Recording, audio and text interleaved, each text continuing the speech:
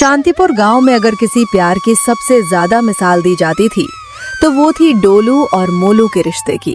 दोनों भाई एक दूसरे के लिए जान तक देने को तैयार रहते थे। गांव वाले अक्सर कहते थे, भगवान हर घर में ऐसे भाई दे।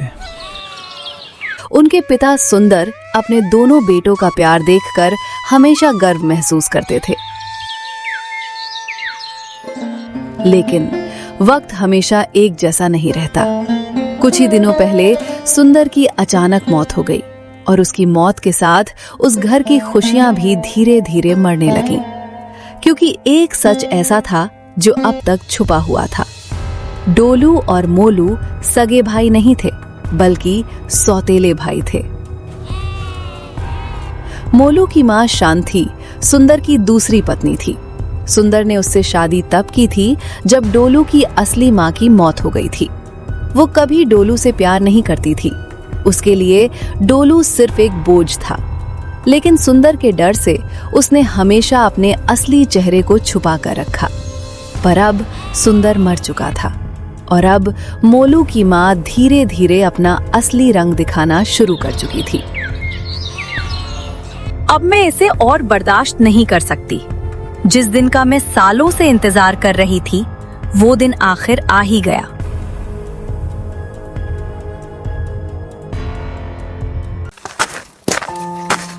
उसी समय डोलू और मोलू खेत से काम करके घर वापस लौटते हैं। लेकिन घर के बाहर रखे बैग देखकर दोनों रुक जाते हैं। भैया, क्या हम कहीं जा रहे हैं? मुझे भी नहीं पता, माँ ने तो कुछ नहीं बताया। मुझे माँ मत कहो, मैं तुम्हारी माँ नहीं हूँ। शांति की बात सुनकर डोलू के पैरों तले जमीन खिसक जाती है। माँ, ये आप क्या बोल रही हो? तुम चुप रहो मोलू। अम्मा, क्या हुआ? क्या मैंने कुछ गलत किया? मैंने इस लड़के को सिर्फ सुंदर की वजह से इतने साल इस घर में रखा था, लेकिन अब सुंदर नहीं रहा और अब मेरा इससे कोई रिश्ता नहीं। डोलू की आंखें आंसुओं से भर जाती हैं। वो कांपते हाथों से अपना सामान उठाता है और धीरे धीरे घर से बाहर जाने लगता है। भैया रुको, भैया रुको, प्लीज मत जाओ भैया, मैं माँ से बात करता हूँ। माँ प्लीज, भैया को मत निकालो। भैया प्लीज, भैया मुझे छोड़कर मत जाओ। प्लीज भैया, मुझे छोड़कर मत जाओ। भैया रुको। लेकिन शांति का दिल जरा भी नहीं पिघलता और आखिरकार डोलू उस घर को छोड़कर चला जाता है।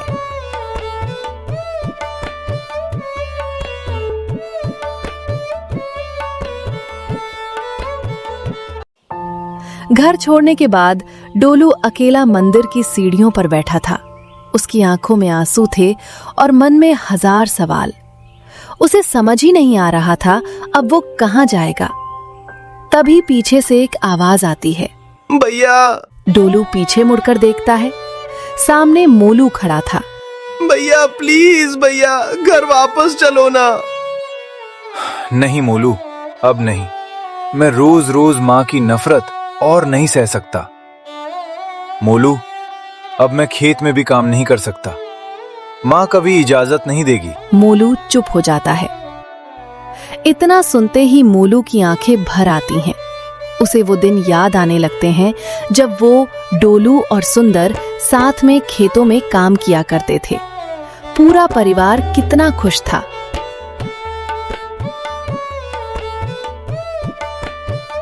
ठीक है भैया, घर मत चलो, लेकिन मेरे दोस्त अर्जुन का एक कमरा खाली है, आप वहां रह सकते हो। मैं आपको किसी चीज के लिए मजबूर नहीं करूंगा। आप बस बताओ अब क्या करना चाहते हो। तुम्हें याद है कॉलेज में मैं पिज्जा बनाया करता था? मैं सोच रहा हूँ गांव में अपना छोटा सा पिज्जा स्टॉल शुरू करूं। हाँ भैया, पूरा गांव आपकी पिज्जा की तारीफ करता था। वाह भैया, फिर तो मैं रोज आपके ठेले पर आकर फ्री में पिज्जा खाऊंगा। मोलू की बात सुनकर डोलू पहली बार दिल से हंस पड़ता है और काफी दिनों बाद दोनों भाइयों के चेहरे पर फिर से मुस्कान लौट आती है। एक हफ्ते की मेहनत के बाद आखिरकार डोलू ने गांव में अपना छोटा सा पिज्जा ठेला शुरू कर दिया। शुरुआत में डोलू थोड़ा घबराया हुआ था। उसे डर था कि शायद गांव वालों को उसका पिज्जा पसंद ना आए। लेकिन जैसे ही लोगों ने पहला टुकड़ा खाया, सबके चेहरे खिल उठे। अरे डोलू, इतना स्वादिष्ट पिज्जा तो मैंने शहर में भी नहीं खाया। सच में डोलू, तूने गांव में पिज्जा शुरू करके बहुत अच्छा किया। अब हमें भी शहर वाला स्वाद मिलने लगा है। धन्यवाद भैया। इतनी तारीफ सुनकर डोलू की आंखों में खुशी चमकने लगती है। हाँ, ये मेरे भैया का टैलेंट है। पिज्जा खाओ और मेरे भैया की तारीफ करो। मोलू की बात सुनकर वहां खड़े सभी लोग हंसने लगते हैं और डोलू भी मुस्कुराने लगता है। लेकिन दूर खड़ी शांति ये सब गुस्से से देख रही थी। डोलू के पिज्जा ठेले की बढ़ती तारीफ देखकर शांति अंदर ही अंदर जलने लगी थी। उसे बिल्कुल पसंद नहीं आ रहा था कि गांव वाले अब डोलू की इज्जत करने लगे हैं। इसीलिए एक दिन उसने मोलू को अपने पास बुलाया। कल से तुम भी पिज्जा का ठेला शुरू करोगे? क्या? लेकिन माँ, हमारे पास इतने खेत हैं, मुझे खेती संभालनी है और मैं भैया के खिलाफ ठेला कैसे लगा सकता हूँ? मैंने जो कहा है वही होगा। या तो तुम मेरा कहना मानो या फिर इस घर में रहना भूल जाओ। माँ की बात सुनकर मोलू चुप हो जाता है। वो समझ चुका था कि उसकी माँ अब किसी की नहीं सुनने वाली। और आखिरकार मजबूरी में मोलू भी गांव में अपना पिज्जा ठेला शुरू कर देता है। लेकिन उसके दिल में आज भी अपने भैया के लिए वही प्यार था। एक दिन शहर से कुछ लोग गांव घूमने आते हैं। एक्सक्यूज मी, यहाँ अच्छा पिज्जा कहाँ मिलता है? इतना सुनते ही मोलू हल्का सा मुस्कुराता है। मैडम, अगर सच में अच्छा पिज्जा खाना है ना, तो सामने मेरे भैया डोलू के ठेले पर जाइए। उनसे अच्छा पिज्जा पूरे गांव में कोई नहीं बनाता। मोलू की बात सुनकर शहर से आए लोग सीधे डोलू के ठेले की तरफ चले जाते हैं और दूर खड़ा डोलू अपने छोटे भाई को देखकर भावुक हो जाता है। उसे समझ आ चुका था कि दुनिया बदल सकती है, लेकिन मोलू का प्यार कभी नहीं बदलेगा। एक दिन डोलू और मोलू खेतों में घूम रहे थे। तभी अचानक डोलू का पैर मिट्टी में दबे एक पुराने लकड़ी के बक्से से टकराता है। दोनों मिलकर उस बक्से को बाहर निकालते हैं। भैया, ये क्या है? डोलू धीरे धीरे बक्सा खोलता है। अंदर एक अजीब सी चमकती हुई शीशी रखी थी और उसके साथ एक पुराना खत भी रखा था। भैया, जल्दी पढ़ो, इसमें क्या लिखा है? डोलू कांपते हाथों से खत खोलता है। इस जादुई बूंद की कुछ बूंदें अगर किसी खाने में मिला दी जाएं, तो वो खाना पहले से भी कई गुना ज्यादा स्वादिष्ट बन जाएगा। और इतना ही नहीं, ये जादुई बूंद खाने की मात्रा को भी दोगुना कर सकती है। क्या मतलब एक पिज्जा के 2 पिज्जा? डोलू हैरानी से उस शीशी को देखने लगता है, लेकिन तभी उसकी नजर खत की आखिरी लाइन पर पड़ती है। चेतावनी, जिस इंसान को ये बक्सा मिलेगा, सिर्फ वही इस जादुई बूंद का इस्तेमाल कर सकता है।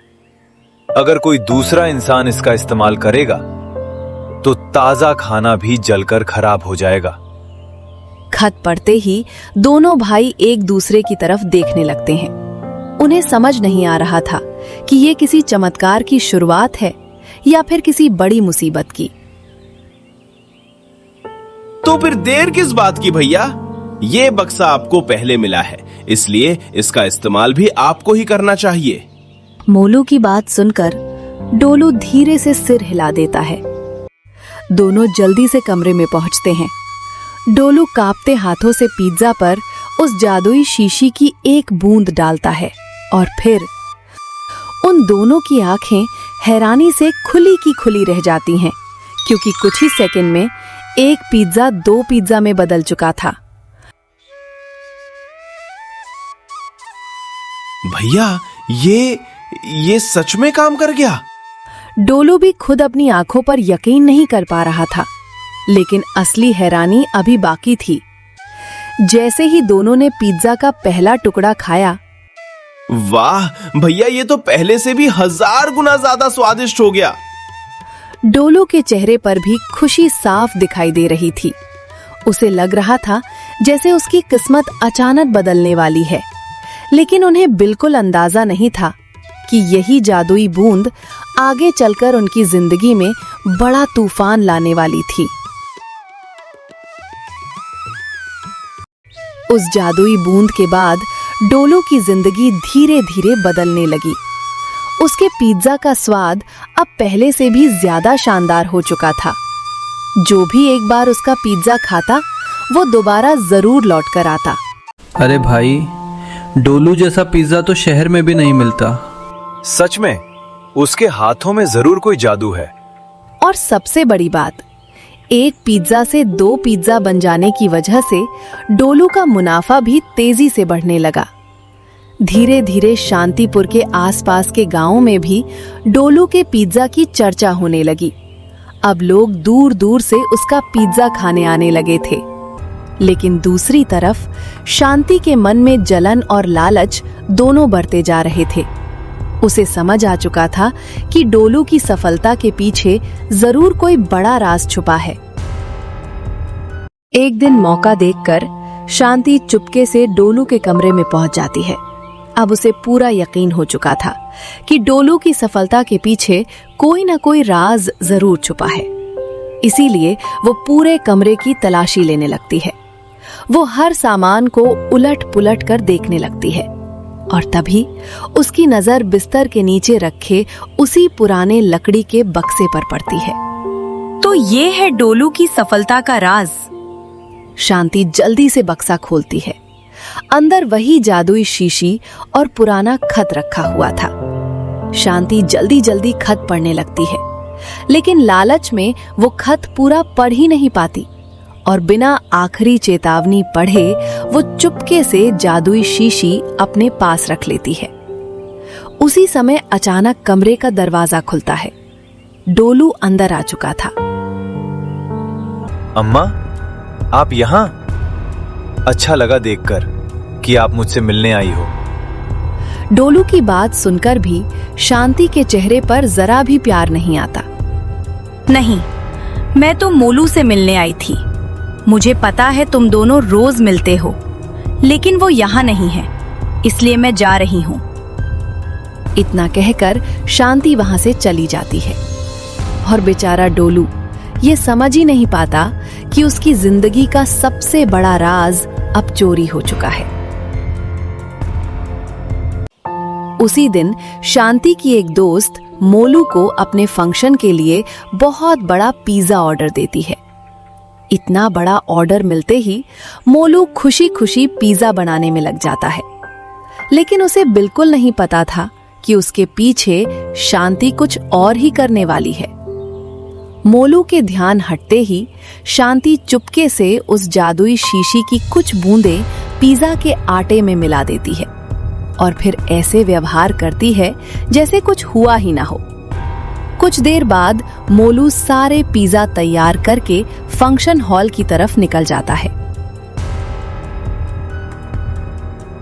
उधर डोलू अपने कमरे में पहुंचता है, लेकिन जैसे ही उसकी नजर खाली शीशी पर पड़ती है, उसके चेहरे का रंग उड़ जाता है। हे भगवान, हे भगवान! डोलू तुरंत समझ जाता है कि उसकी माँ यहाँ क्यों आई थी। वो भागते हुए शांति के पास पहुंचता है।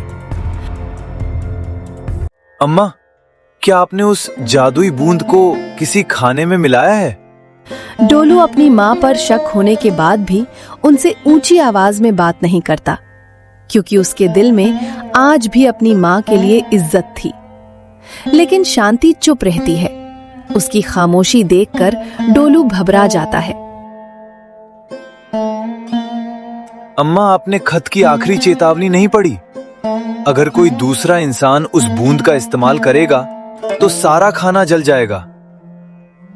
इतना सुनते ही शांति के पैरों तले जमीन खिसक जाती है। डोलू तुरंत फंक्शन हॉल की तरफ भागने लगता है और डर के मारे शांति भी उसके पीछे भागती है। लेकिन रास्ते में अचानक एक तेज रफ्तार गाड़ी शांति को टक्कर मार देती है। शांति सड़क पर गिर जाती है। कुछ लोग तुरंत उसे अस्पताल लेकर भागते हैं,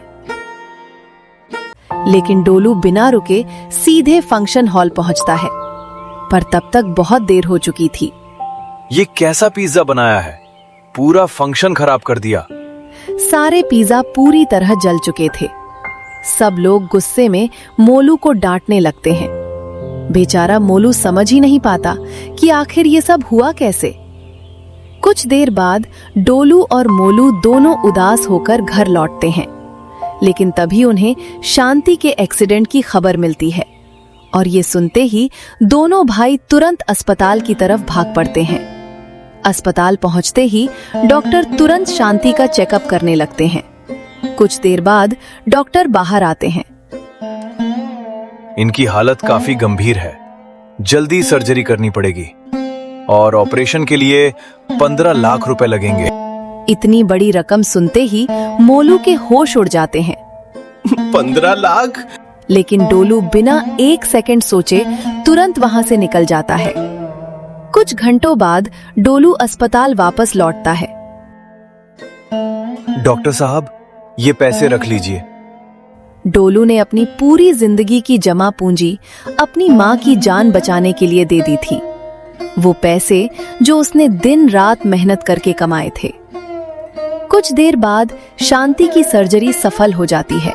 जब शांति को होश आता है तो सबसे पहले उसकी नजर मोलू पर पड़ती है। मोलू, मैंने बहुत बड़ा पाप किया है बेटा। मैंने डोलू के साथ बहुत गलत किया। शांति की आंखों से लगातार आंसू बहने लगते हैं। माँ, आपको पता है भैया ने आपकी सर्जरी के लिए अपनी पूरी जमा पूंजी दे दी। उन्होंने एक बार भी नहीं सोचा, बस आपको बचाना चाहते थे। इतना सुनते ही शांति पूरी तरह टूट जाती है। उसे अपनी हर गलती याद आने लगती है। वो लड़का जिसे उसने कभी अपना बेटा नहीं माना, आज उसी ने उसकी जान बचाई थी। कुछ देर बाद डोलू कमरे के अंदर आता है, लेकिन इस बार शांति की आंखों में नफरत नहीं थी, सिर्फ पछतावा था। डोलू, हो सके तो मुझे माफ कर देना बेटा। आज समझ आया कि बेटा खून से नहीं, दिल से बनता है। इतना सुनते ही डोलू की आंखें भी भर आती हैं और कई सालों बाद शांति पहली बार डोलू को अपने बेटे की तरह गले लगा लेती है। उस दिन के बाद डोलू फिर से अपने पिज्जा ठेले पर मेहनत करने लगा और मोलू पहले की तरह खेतों की जिम्मेदारी संभालने लगा। अब शांति भी अपने दोनों बेटों के साथ खुशी खुशी रहने लगी थी और आखिरकार उस परिवार में फिर से प्यार लौट आया। हेलो दोस्तों, क्या आप चाहते हैं कि आपकी नाम हमारी अगली कहानी में लिया जाए? तो अभी नीचे कमेंट में अपना नाम और अपना शहर लिखिए। हम आपकी नाम को आने वाली कहानी में शामिल कर सकते हैं। और अगर वीडियो अच्छी लगी हो तो चैनल को सब्सक्राइब करें, वीडियो को लाइक करें और कमेंट करके अपना प्यार जरूर दिखाएं।